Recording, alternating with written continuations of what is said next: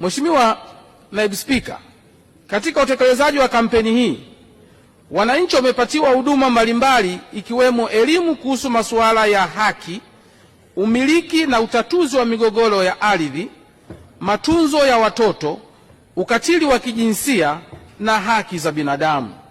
Kupitia kampeni hii, jumla ya mikoa 25 ya Tanzania bara na halmashauri 179, kata 1907, vijiji na mitaa 5702 zilifikiwa na jumla ya wananchi 2,698,908 wakiwemo wanaume 1,347,325 na wanawake 1,351,583 walifikiwa na kupata elimu na huduma msaada wa kisheria kupitia mikutano ya ana kwa ana.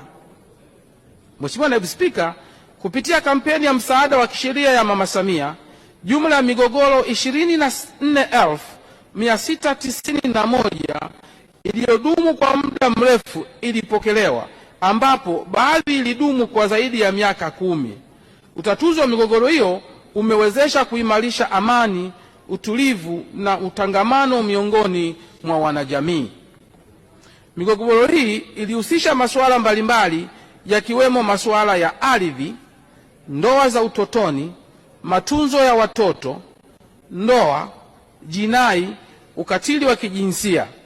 Aidha, jumla ya migogoro 5704 ilitatuliwa na kuhitimishwa kwa njia mbadala kati ya migogoro 23,399 ya muda mrefu iliyopokelewa.